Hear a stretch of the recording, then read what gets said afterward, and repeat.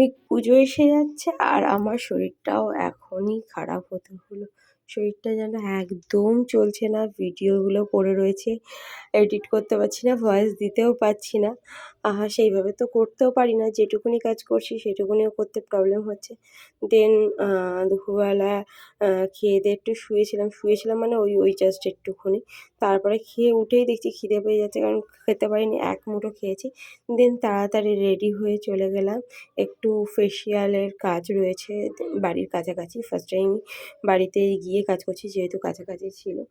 আর আমি পুরোপুরি ফুটেজগুলো নিতে পারিনি বা নেবো না চিন্তাই করে রেখেছিলাম।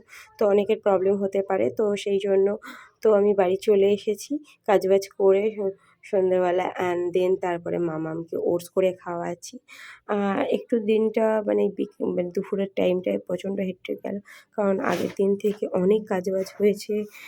ঘরে প্রচুর কাজ হচ্ছিল। আর এই ছোট্ট ব্লগটা কেমন লাগলো অবশ্যই কমেন্ট করে জানিও। পাশে থেকো, আর পরপর ব্লগ আসবে, কিন্তু শুধু ভয়েস ওভারের জন্য আটকে পড়ে থাকছি। তো আর দেখো মাম বলছে যে আমি ভিডিও করে দিচ্ছি। Then tata, bye bye. ভালো লাগলে কমেন্ট করে জানিও। টাটা।